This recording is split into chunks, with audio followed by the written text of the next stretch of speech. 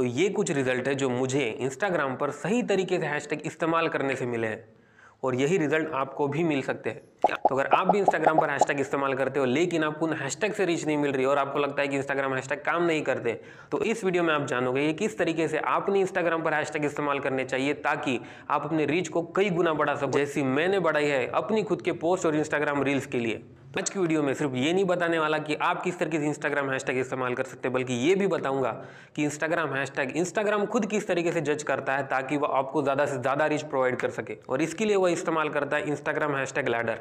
तो इंस्टाग्राम पर सही तरीके से हैशटैग इस्तेमाल करने के लिए आपको सबसे पहले समझना होगा इन चरखों को। तो यहाँ पर जो सबसे छोटा चरखा है वह प्रतीक है सबसे छोटे हैशटैग यानी कि स्मॉल हैशटैग्स का, जो 10K से 50K में रैंक करते हैं। जो उससे बड़ा चरखा है वह प्रतीक है मीडियम हैशटैग्स का, यानी कि जो 50K से 100K वाले हैशटैग्स होते हैं वह मीडियम हैशटैग्स होते हैं। उसके बाद जो उससे बड़ा चरखा होता है जिसे हम लार्ज कह रहे हैं, वह 100K से 500K वाले जो हैशटैग्स होते हैं उन्हें कहा जाता है लार्ज हैशटैग्स। और जो सबसे बड़ा चरखा है वह होता है 500K से ऊपर या फिर 1 मिलियन, 500K से 1 मिलियन या फिर 1 मिलियन से भी ऊपर, वह सारे हम वेरी लार्ज के अंदर डाल रहे हैं। तो ये है हमारे 4 चरखे, यानी कि 4 अलग अलग तरह के हैशटैग, जिसमें सबसे पहले आता है small, then medium, then large और फिर वेरी लार्ज। तो अब हम देखते हैं कि आपके फॉलोअर के हिसाब से आपने किस तरीके से हैशटैग इस्तेमाल करने चाहिए।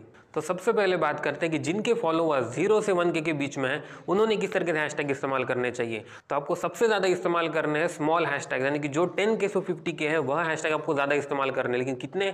तो 15 हैशटैग आपके स्मॉल हैशटैग होने चाहिए। उसके बाद 10 से 12 हैशटैग आपके मीडियम हैशटैग, यानी कि जो 50K से 100K वाले हैशटैग्स है वह 10 से 12 आपको इस्तेमाल करने, और सिर्फ 2 से 3 आपको लार्ज हैशटैग इस्तेमाल करने हैं। आपको वेरी लार्ज पर जाना भी नहीं है। तो इस तरीके से आपको हैशटैग इस्तेमाल करने हैं अगर आपके फॉलोअर 0 से 1K के बीच में है तो। लेकिन अगर आपके फॉलोअर ज़्यादा है, यानी कि अगर आपके फॉलोअर 1K से 10K के बीच में है, उस केस में आपने किस तरीके से हैशटैग इस्तेमाल करना चाहिए। तो आपने अभी भी 15 स्मॉल हैशटैग इस्तेमाल करने, उसके बाद 10 आपको इस्तेमाल करने मीडियम हैशटैग, और उसके बाद 5 हैशटैग में से 3 हैशटैग आपको इस्तेमाल करने जो लार्ज हो, उसके बाद 2 हैशटैग जो है वो वेरी लार्ज होने चाहिए।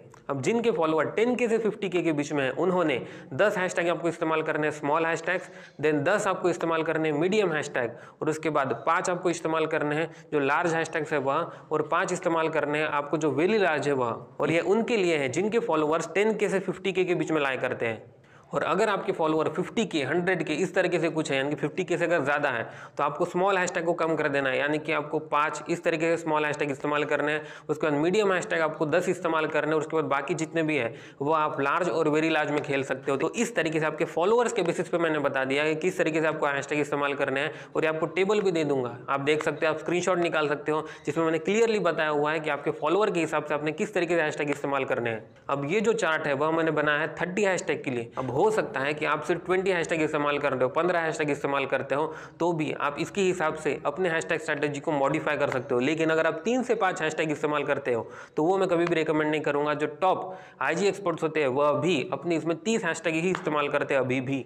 अब आपको 3 से 5 हैशटैग इस्तेमाल करने या फिर 20 हैशटैग 25, आपकी मर्जी।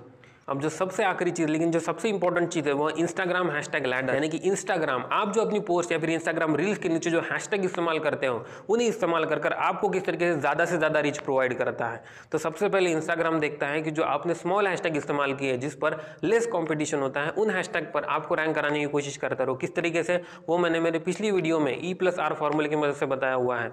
तो उस तरीके से आपको वो पहले छोटे हैशटैग पर रैंक करवाता है जिसकी लेस कॉम्पिटिशन होती है। उसके बाद वो आता है मीडियम हैशटैग पर, यानी कि जिसकी उससे ज़्यादा कंपटीशन होती है। एक बार आप वहाँ स्मॉल हैशटैग पर रैंक कर गए, उसके बाद वो आपको मीडियम हैशटैग पर रैंक करवाता है। और अगर आपकी पोस्ट, आपकी इंस्टाग्राम रील्स मीडियम हैशटैग पर भी रैंक कर जाती है, उसके बाद जाता है वो लार्ज हैशटैग पर। जैसे ही आपकी पोस्ट लार्ज हैशटैग पर रैंक करने लगती है तो वह उसे उससे ऊपर हैशटैग जो होते हैं, जो एकदम हाई कॉम्पिटिशन वाले होते हैं, उनमें रैंक कराने की कोशिश करता है। और फिर वहाँ से आपके एक्सप्लोर के द्वार खुल जाते हैं। जब आपकी पोस्ट, आपकी इंस्टाग्राम रील्स इस लैडर को चढ़ते हुए, हैशटैग की लैडर को चढ़ते हुए जब वह ज़्यादा रीच गेन करने लगती है, तब इंस्टाग्राम उसे एक्सप्लोर में भेजना शुरू करता है और वहाँ से आपको रीच मिलने लगती है। लेकिन ये तो ही बात कि इंस्टाग्राम पर हैशटैग इस्तेमाल करने का सही तरीका क्या है। लेकिन अगर आपको अभी तक नहीं पता कि इंस्टाग्राम पर हैशटैग पर रैंक किस तरीके से करना है, तो आप अपनी इस हैशटैग रीच को एक नेक्स्ट लेवल पर नहीं लेकर जा सकते। तो अगर आप भी जानना चाहते हो कि इंस्टाग्राम के हैशटैग पर किस तरीके से रैंक कर हम अपनी रीच को, अपनी हैशटैग रीच को नेक्स्ट लेवल पर लेकर जा सकते हैं, तो वीडियो पर क्लिक करो और अभी